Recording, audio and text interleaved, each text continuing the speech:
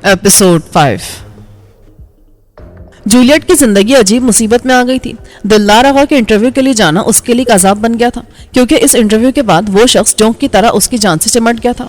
तहाइफ, पैगामात और telephone calls का एक ना रुकने वाला सिलसिला था, जिसका दिलदार आगा की तरफ से आगाज हो गया था। तहाइफ और पैगामात उमूमन घर के पते पर आते थे, जबकि टेलीफोन कॉल्स दफ्तर में की जाती थी, और उसे दोनों ही जगहों पर मौजूद लोगों की सवालिया नजरों का जवाब देना दूभर हो गया था। इब्तिदा में उसने जोसेफिन पर कुछ जाहिर नहीं किया, लेकिन हर रोज के सिलसिले ने उसे मजबूर कर दिया कि वो उसे सच्चाई बता दे। जोसेफिन, जो पहली बार तहाइफ आने पर ठिठक गई थी, सूरत हाल सामने आने पर मजीद मतहोश हो गई। उसने जूलियट को मशवरा दिया कि वो इस सिलसिले में सना को अपने एतमाद मिले, क्योंकि बीवी की हैसियत से वही आगा को नकील डाल सकती थी। जूलियट ने माँ के इस मशवरे पर अमल करने की कोशिश की, लेकिन उसे मायूसी का सामना करना पड़ा। सना के मैके से उसे इत्तला मिली कि वो वापस ससुराल जा चुकी है, और जाहिर है आगा हाउस में उससे राब्ता करना जूलियट के लिए आसान नहीं था। उसने बड़ी मुश्किल से वहां का पोस्टल एड्रेस हासिल किया और सना के नाम खत रवाना कर दिया। खत में उसने आगा की हरकतों के बारे में खुलकर तो कुछ नहीं लिखा, लेकिन इतना जरूर जताया कि उसके शौहर का इंटरव्यू लेने के बाद वो एक बड़ी मुश्किल में फंस गई है और इस मुश्किल से निजात के लिए सना की मदद की तालिब है। उसने अपने दफ्तर का टेलीफोन नंबर लिखकर सना से दरख्वास्त की थी कि वो उससे फोन पर राब्ता कर ले, लेकिन उस खत के जवाब में ना तो सना ने उसे फोन किया और ना ही किसी और तरह का रद्द-ए-अमल जाहिर होता था, जिससे ये पता चलता कि सना तक उसका खत पहुंच गया है। सना ने उसका खत पढ़ने के बाद उसे नजरअंदाज कर दिया हो, इस बात का इम्कान बहुत कम था। उसे यही खदशा था कि खत को सना तक पहुंचने नहीं दिया गया होगा। बड़े बड़े जागीरदारों और सनतकारों के तर्ज जिंदगी से उसे भी वाकफियत थी। कहने को ये लोग कितने ही मॉडर्न और तालीम याफ्ता होते हैं और अपनी बीवियों को कितनी ही आज़ादी देते हैं, लेकिन बहरहाल सारे इख्तियारात उनके अपने हाथ में होते हैं। ऐसे में बहुत मुमकिन था कि सना के नाम आने वाली डाक भी चेकिंग के मरहले से गुजरे बगैर बराह रास्त उस तक ना पहुंचती हो, और जूलियट के खत को तो लाजमन रोक ही लिया गया होगा। मौजूदा हालात में जूलियट के पास बस इतना ही इख्तियार था कि अपने नाम घर पर आने वाले तहाइफ और पैगामात को वसूल करने के बजाय जूं का तू वापस लौटा दे। चुनाचे वो यही कर रही थी, लेकिन भेजने वाले की तरफ से भी बड़ी मुस्तकिल मिजाजी का मुजाहरा किया जा रहा था। अब ये मामला जोसेफ के इल्म में भी आ गया था, लेकिन वो भी उन माँ बेटी की तरह परेशान होने के सिवा और क्या कर सकता था। उस जैसे मामूली आदमी की आगा के सामने हैसियत ही क्या थी कि वो उसके खिलाफ कोई एक्शन ले सकता।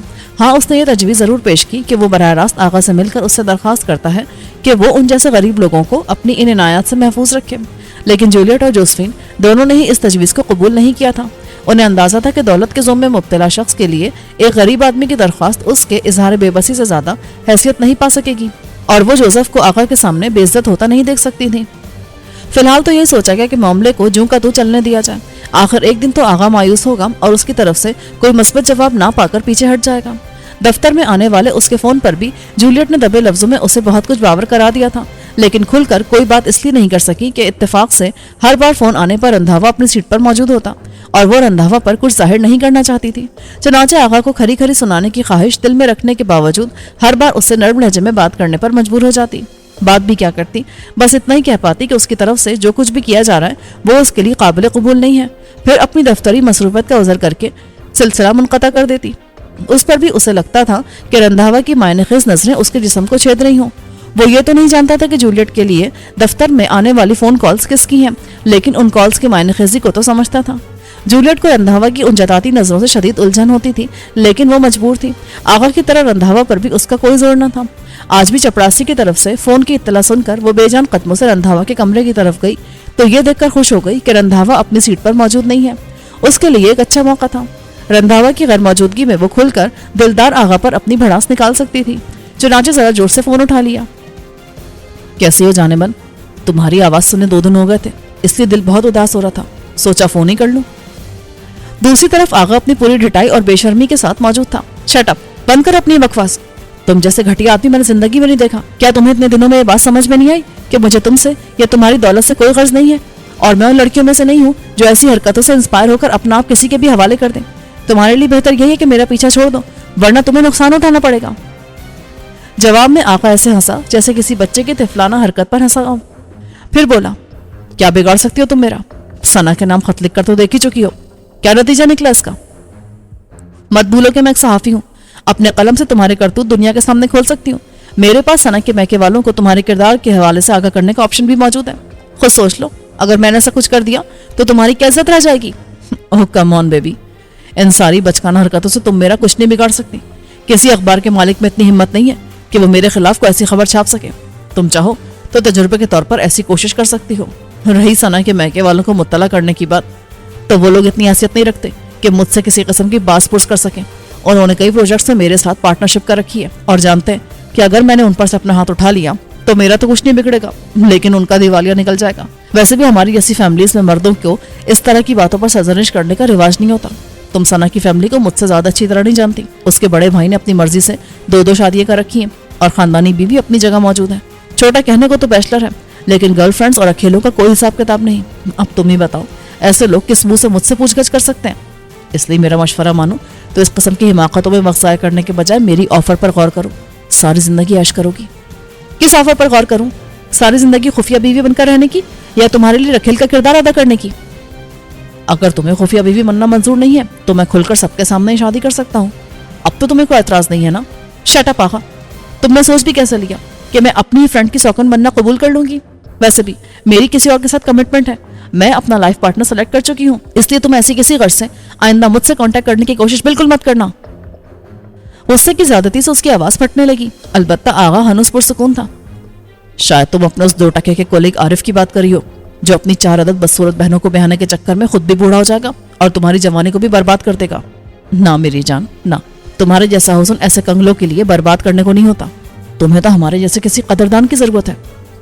जूलियट ने उससे मजीद गुफ्तगू को जारी रखना मुनासिब न समझा और रिसीवर पटक कर रंधावा के कमरे से बाहर निकल गई।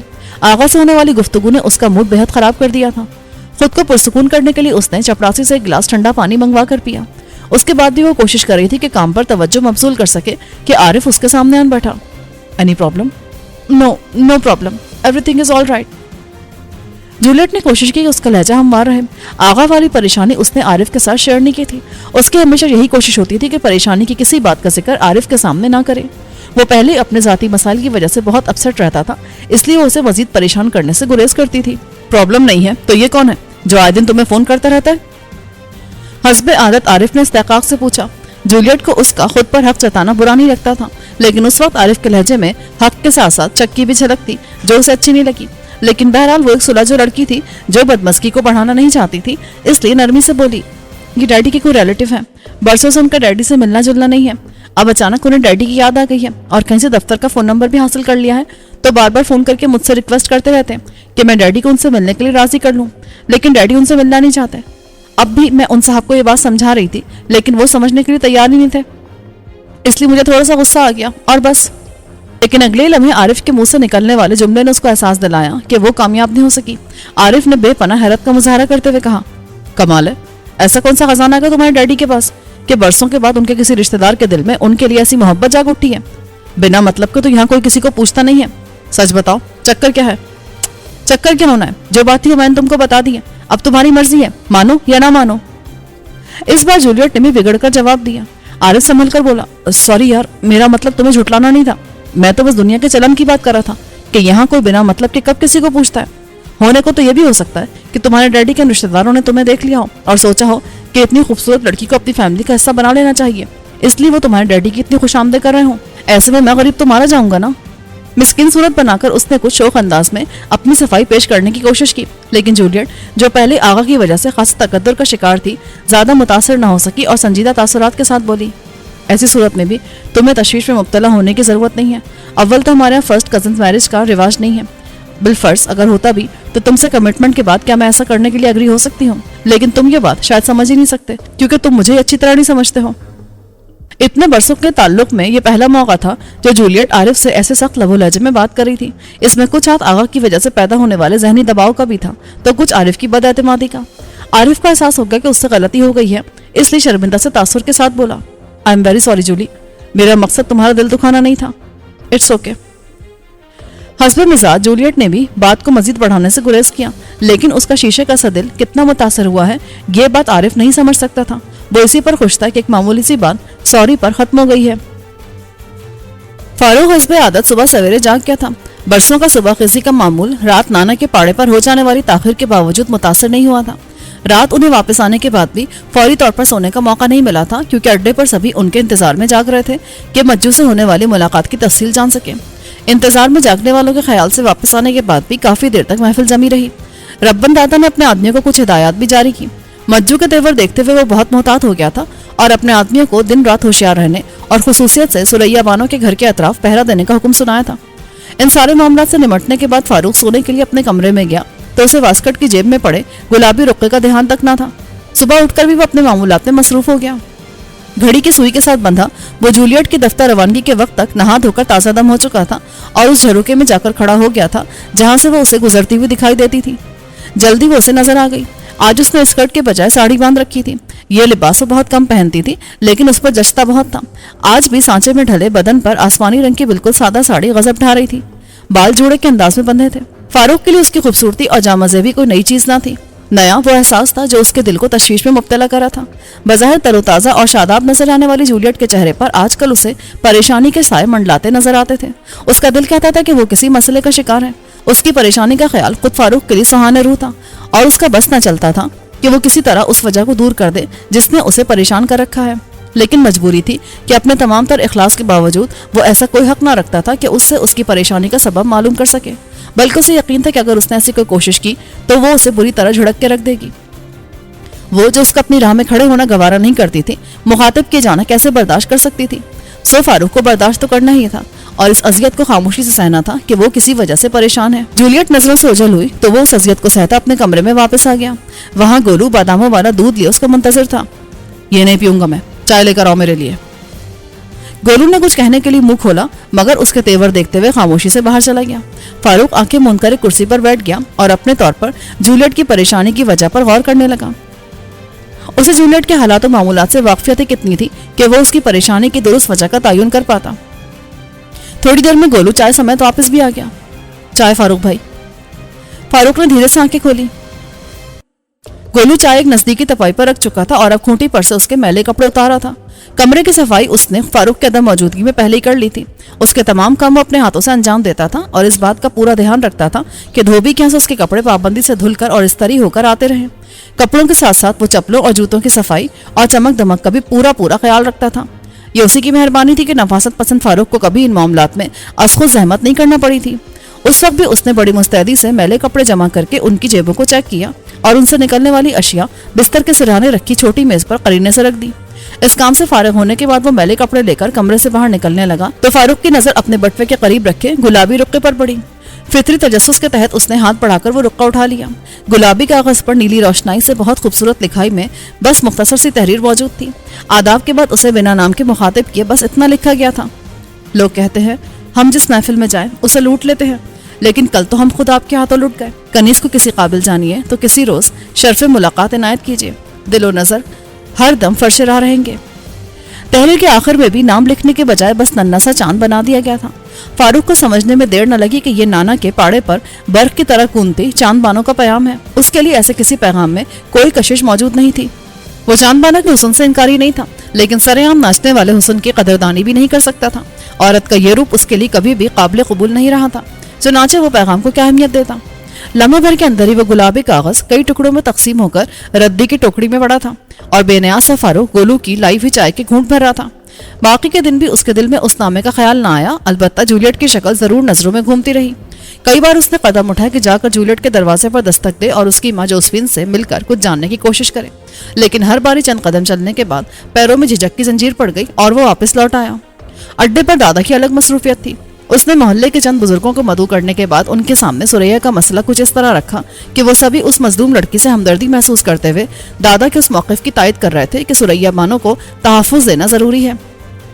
البتہ وہ اس بات سے خوفزدہ تھے کہ کسی غنڈے سے مقابلہ کیوں کر سکیں گے۔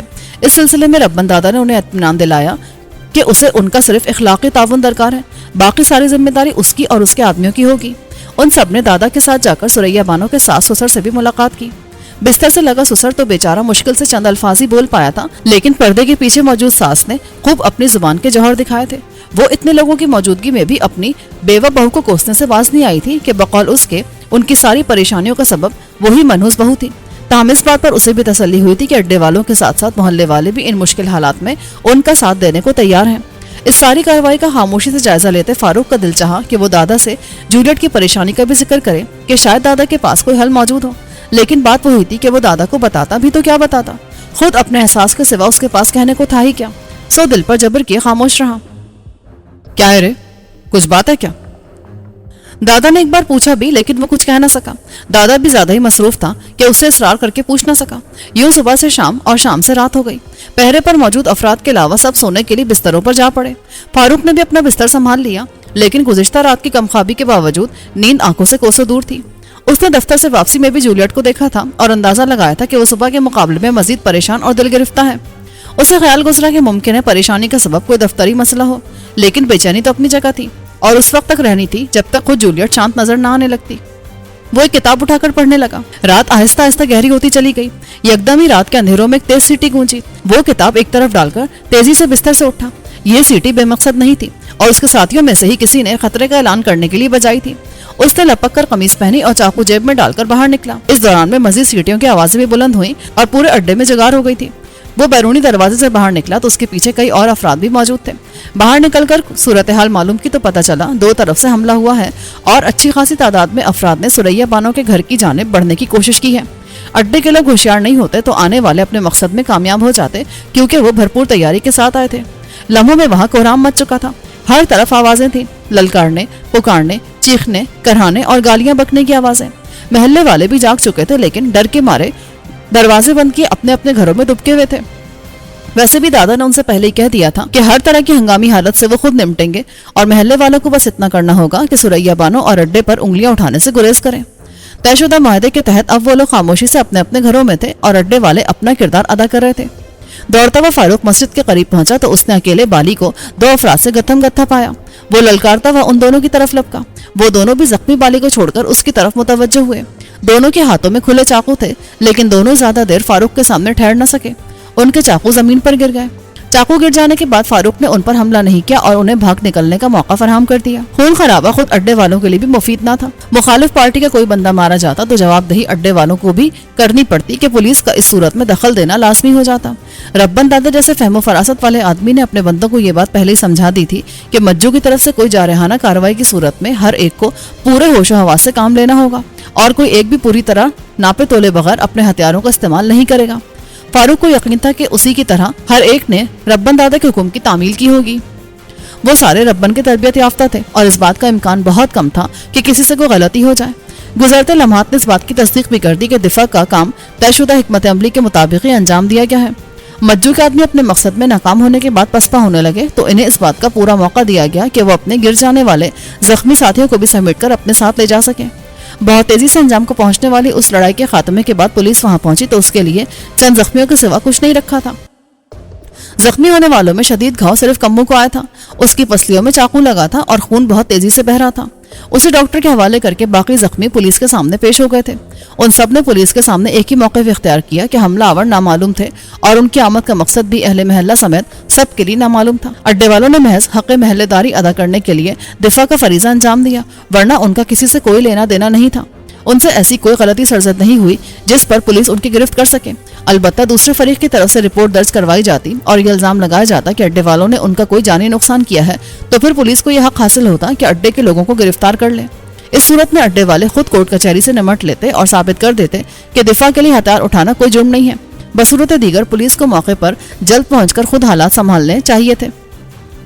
अड्डे वालों के इस मौक़िफ़ की अहले महल्ला ने भी भरपूर हिमायत की और शक जाहिर किया कि हमलावर चोर, डाकू या लुटेरे थे जिन्होंने बदनीयती से महल्ले पर हमला किया था। अगर ऐसे वक्त में अड्डे वाले उनके सामने सीना से पर ना हो जाते तो ना जाने उन पर क्या गुजर जाती। हर तरफ से ये बयानात सुनकर पुलिस वाले बहुत जज्बस हुए और कोशिश की कि जोर और धमकी से काम लेकर असल हकीकत उगलवा सकें, लेकिन सबकी जुबानें तालू से लगी रहीं। थानेदार ने कुछ रोज कबल मज्जू दादा के आदमियों से होने वाली झड़प के हवाले से भी हकीकत उगलवाने की कोशिश की, लेकिन सब अनजान बन गए। दादा ने साफ कहते कि अगर मज्जू दादा की तरफ से ऐसा कोई दावा किया जाता है तो पुलिस को हक हासिल होगा कि मुनासिब कार्रवाई करे, लेकिन अभी तो वो किसी तरह उन्हें कसूरवार नहीं करार दे सकती। इस बात पर थानेदार बहुत बिगड़ा। उसे भी मालूम था कि इस केस में कोई मुद्दई सामने नहीं आएगा। ये कैसे मुमकिन था कि मज्जू शिकायत लेकर थाने पहुंच जाता कि उसके हमले की सूरत में रब्बन के आदमियों ने उसके बंदों को जख्मी किया है। वो खुद तो मुजरिम था और उसकी पोजीशन रब्बन से कहीं ज्यादा खराब थी।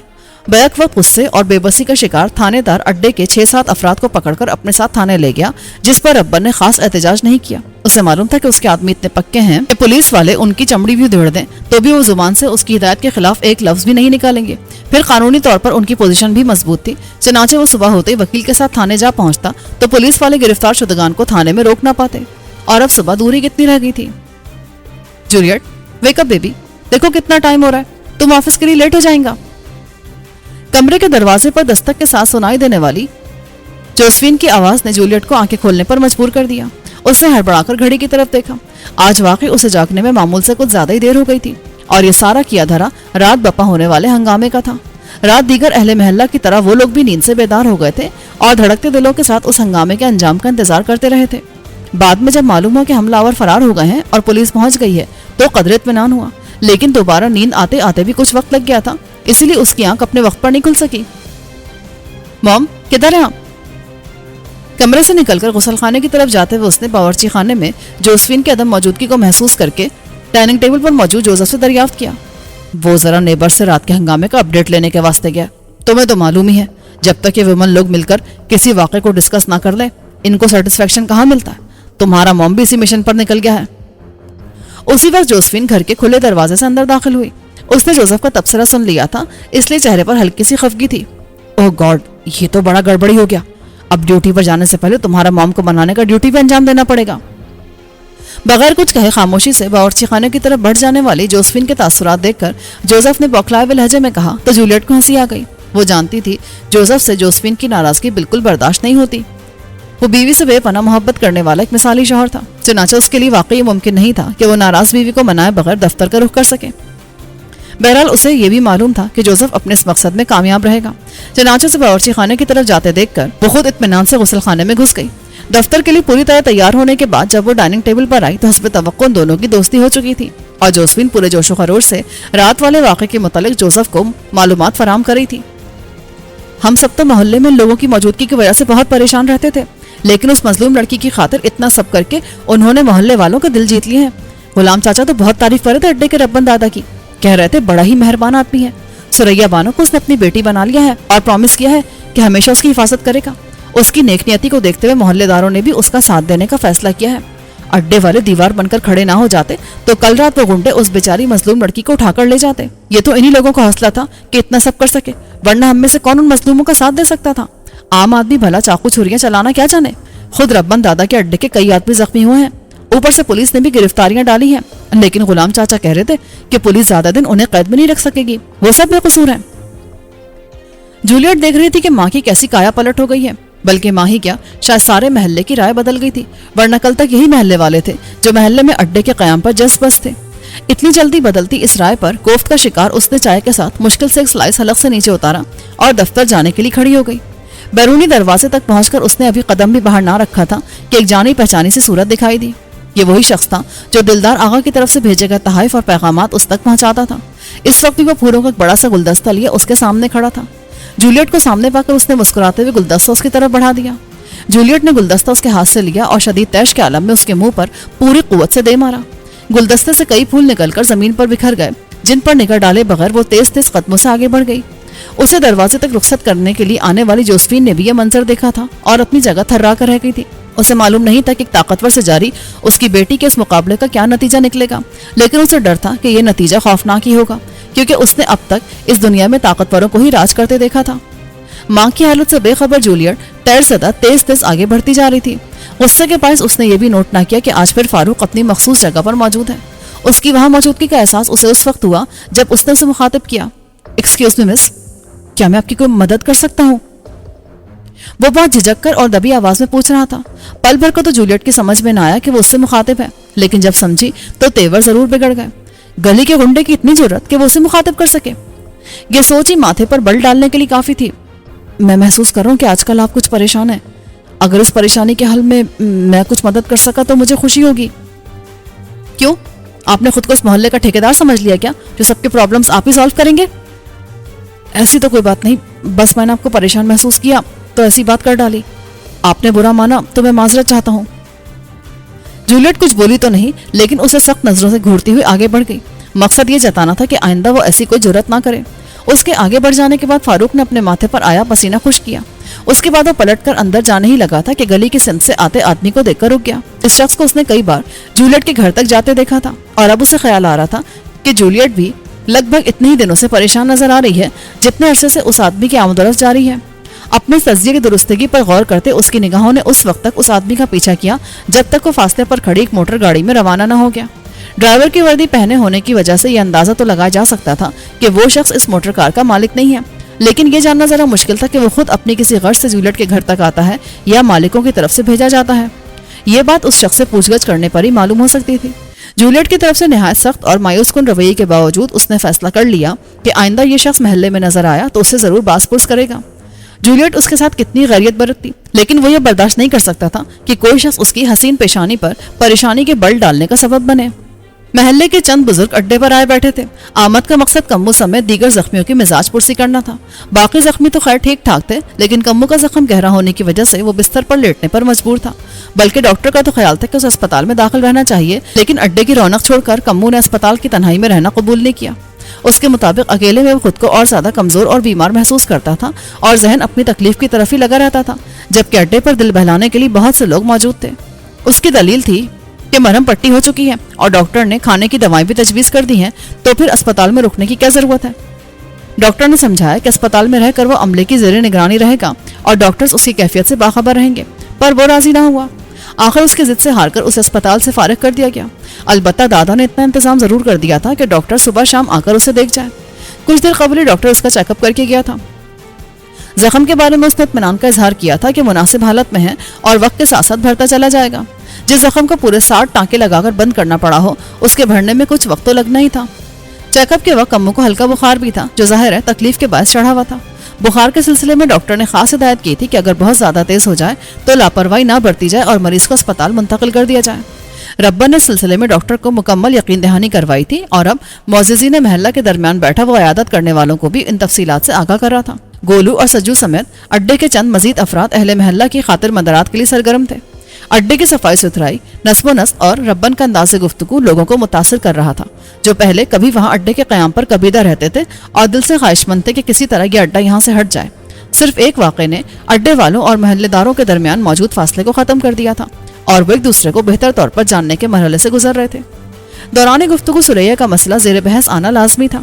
سو زخمیوں کی مزاج پرسی اور گرفتار شدگان کی رہائی سے ہوتے ہوئے گفتگو اسی نہج پر آ گئی۔ میرے خیال میں اس بچی کے مسئلے کا کوئی مستقل حل تلاش کرنا ضروری ہے۔ ایسی ساری زندگی تو آپ اس کی پہریداری نہیں کر سکتے، پھر آئے روز کا ہنگامہ بھی کسی کے حق میں ٹھیک نہیں ہے۔ بات زیادہ بڑھی تو انسانی جانوں کا نقصان بھی ہو سکتا ہے۔ اہل محلہ کی قیادت کرتے چاچا غلام نے اپنی رائے کا اظہار کیا۔ غلام چاچا بمبئی کے اصل رہائشی نہ تھے، بلکہ حصول روزگار کے سلسلے میں برسوں پہلے یہاں آئے تھے تو یہیں کے ہو کر رہ گئے تھے۔ بات تو آپ کی ٹھیک ہے، لیکن حل کیا ہو یہ میری سمجھ میں نہیں آتا۔ ربن نے ان کی تائید کرتے ہوئے جان بوجھ کر اپنی بے بسی کا اظہار کیا کہ دیکھیں اس بات کے پیچھے خود اہل محلہ کے ذہن میں کیا ہے۔ حل تو ایک ہو سکتا ہے، بچی کا کہیں نکاح کر دیا جائے۔ کسی کے نکاح میں آ جائے گی تو وہ مردود خود اس کا پیچھا چھوڑ دے گا۔ غلام چاچا نے جھٹ تجویز پیش کی۔ دیگر لوگوں کے سر بھی تائید میں ہلنے لگے۔ ہاں یہ ایک اچھا حل ہے، لیکن پہلی بات تو یہ کہ ایسا لڑکا کہاں تلاش کیا جائے جو ایک بچے کی بیوہ ماں کو اپنانے کے لیے راضی ہو۔ دوسرے میں سمجھتا ہوں کہ لڑکا ممبئی سے باہر کسی دوسری جگہ کا ہونا چاہیے تاکہ بچو غصے میں کوئی انتقامی کارروائی نہ کر سکے۔ میرے بارے میں تو آپ اندازہ لگا ہی سکتے ہیں کہ اس قسم کے کاموں کی اہلیت نہیں رکھتا۔ ہمارا رہنا سہنا، اٹھنا بیٹھنا اور طرح کے لوگوں میں ہے، اور سریا بانو کے لیے رشتہ شریفوں میں تلاش کرنا ہوگا جو میرے بس سے باہر ہے۔ میں تو بس اتنا کر سکتا ہوں کہ اس مظلوم بچی کے سر پر ہاتھ رکھ کر اسے پورے اسباب کے ساتھ رخصت کرنے کے انتظامات کر ڈالوں۔ ربن بہت سوبھاؤ سے ان لوگوں پر اپنی پوزیشن واضح کر رہا تھا۔ اس کے قریب ہی بیٹھا فاروق اس طرز گفتگو سے خوش تھا۔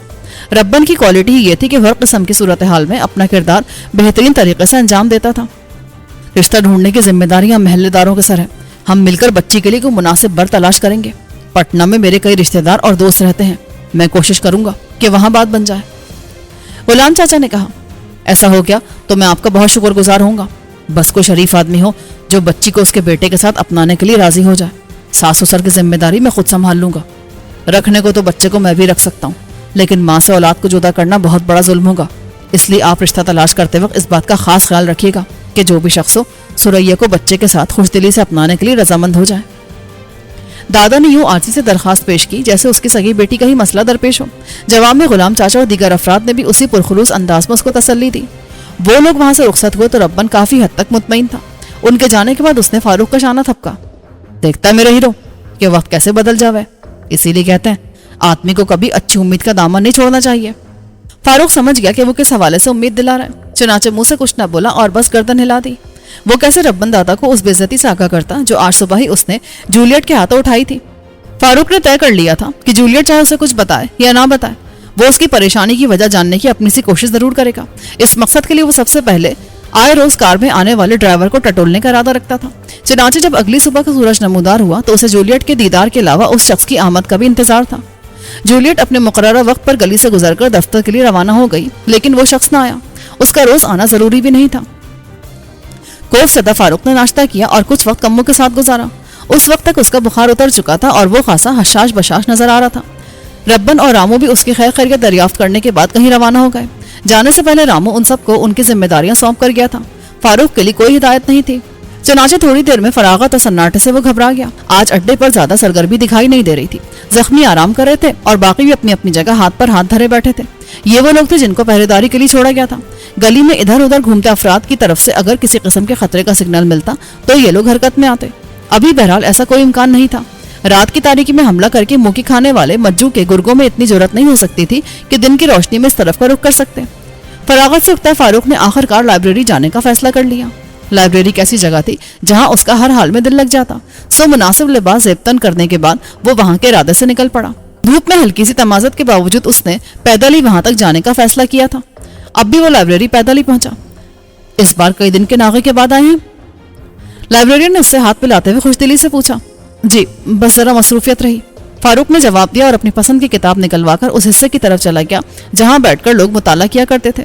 اس وقت لائبریری میں زیادہ لوگ نہیں تھے۔ فاروق ایک کرسی سنبھال کر بیٹھ گیا اور کتاب میز پر کھول کر رکھ لی۔ وہ پوری طرح سے اس کتاب میں منہمک تھا کہ خوشبو کا ایک جھونکا سا اسے اپنے قریب محسوس ہوا۔ پھر فوراً ہی کوئی اس کے عین سامنے والی کرسی کھینچ کر اس پر بیٹھ گیا۔ بے اختیار فاروق کی نظر اٹھی۔ وہ برقعے میں ملبوس کوئی نقاب پوش لڑکی تھی۔ فاروق نے فوراً ہی اپنی نظروں کو پلٹانا چاہا، لیکن اس عرصے میں لڑکی اپنا نقاب الٹ چکی تھی۔ نقاب کے پیچھے سے نمودار ہونے والے چہرے کو دیکھ کر وہ ہکا بکا رہ گیا۔ سنگھار کے سارے لوازمات کے ساتھ اس چہرے کو نانا کے پاڑے پر دیکھے اتنا وقت نہیں گزرا تھا کہ اس کی یادداشت سے محو ہو جاتا۔ وہ یقیناً چاند ستارہ چہرہ والی چاند بانو ہوئی تھی جو اس دن کے مقابلے میں بالکل سادہ چہرے کے ساتھ اس کے سامنے موجود تھی، لیکن سیاہ برقعے کے حالے میں چودھویں کے چاند کی طرح دمکتا اس کا چہرہ گواہی دے رہا تھا کہ بنا سنگھار کے بھی وہ حسن کا ایک اعلیٰ نمونہ ہے۔ آداب، آپ یہاں کیسے؟ فاروق کے حلق سے بمشکل نکلا۔ ہم نے آپ کو ایک پیغام بھیجا تھا، آپ نے اس کا جواب نہیں دیا، سو ہم جواب لینے خود چلے آئے۔ پر آپ کو یہاں کا پتہ کس نے دیا؟ فاروق کی تیوری پر بل پڑ گئے۔ جنہیں چاہو وہ اپنی راہ خود تلاش کر لیتے ہیں۔ غصے کے جواب میں چاند بانو نرم نگاہوں سے اس کو دیکھتے ہوئے گنگنائی۔ دیکھیے خاتون، میں ان لوگوں میں سے نہیں ہوں جو آپ کو اپنے حسن اور اداؤں پر داد دے سکوں، اس لیے بہتر ہوگا کہ آئندہ آپ مجھ سے ملاقات کی زحمت نہ کریں۔ یہ تو ہم نے آپ کے بتائے بغیر ہی جان لیا تھا، اس لیے تو آپ کی طرف کھچے چلے آئے، ورنہ تماش بینوں اور داد دینے والوں کی ہمیں کیا کمی ہے؟ ہمیں تو صرف ایک ایسے شخص کی چاہ ہے جو ہمیں ایک حسین طوائف کے بجائے انسان کی نظر سے دیکھے۔ آپ کو اس بات کا یقین کیوں کر ہوا کہ میں ہی آپ کا مطلوبہ شخص ہوں؟ انسان کا تجربہ عمر کا محتاج نہیں ہوا کرتا۔ ہماری نظروں کو اس کم عمری میں بھی آدمی کی پرکھ ہے۔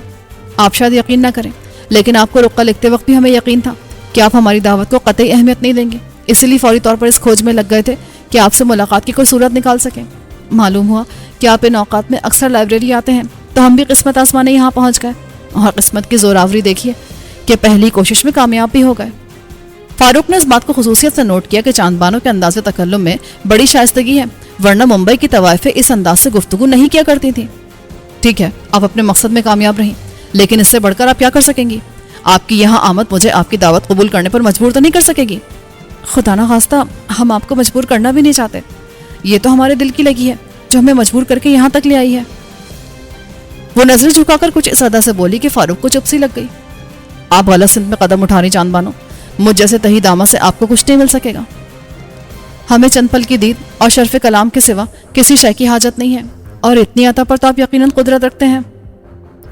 رجالت سے بولتی وہ اسے بالکل بے بس کیے دے رہی تھی۔ فاروق سوچ میں پڑ گیا۔ ہمیں معلوم ہے کہ ہمارا بار بار کا یہاں آنا آپ کے لیے ناپسندیدہ ہوگا، اس لیے اپنے غریب خانے کو آپ کے لائق نہ پاتے ہوئے بھی آپ کو وہاں آنے کی دعوت دینے پر مجبور ہے۔ ٹھیک ہے، میں آ جاؤں گا۔ کب تشریف لائیے گا جناب؟ چاند بانو جیسے کھل اٹھی۔ دیکھیے کب آنا ہوتا ہے۔ وہ کوئی واضح وقت دینے سے گریزا تھا۔ آج شام ہی آ جائیے نا، ہم بہت شدت سے آپ کے منتظر رہیں گے۔ اس کی ارزانہ درخواست نے ایک بار پھر فاروق کو بے بس کر دیا۔ اچھا، میں کوشش کروں گا، اور ہم دیدہ و دل فرش راہ کی آپ کا انتظار کریں گے۔ چاند بانو نے نہایت جذب سے کہا اور نقاب چہرے پر ڈال کر یکدم کھڑی ہو گئی۔ دیکھیے بھولیے گا مت۔ جاتے جاتے بھی وہ اصرار کرنا نہ بھولی۔ فاروق نے دیکھا کہ اس کے کھڑے ہوتے ہی پچھلی میز پر موجود ایک آدمی بھی اٹھ کھڑا ہوا۔ فاروق کو گمان ہوا کہ یہی وہ شخص ہے جس نے نانک کے پاڑے کے باہر اس تک چاند بانو کا رقہ پہنچایا تھا۔ اس وقت وہ اس آدمی کا چہرہ واضح طور پر نہیں دیکھ سکا تھا، لیکن اتنا اندازہ تو تھا کہ چاند بانو کے لیے ایسی خدمات بجا لانے والا رازدار کوئی ایک آدھی ہو سکتا ہے کہ کوٹھوں کے بھی اپنے کچھ قاعدے قوانین ہوتے ہیں، اور سخت کی نائکائیں اپنے زیر نگران لڑکیوں کو اتنی آزادی نہیں دیتی کہ وہ اپنی مرضی سے کسی سے بھی میل جول بڑھا سکیں۔ چاند بانو کو بھی اس تک پہنچنے کے لیے جانے کتنی مشکلات سے گزرنا پڑا ہوگا، لیکن اس نے ٹھیک کہا تھا، جہاں چاہو وہاں راہ بھی نکل ہی آتی ہے۔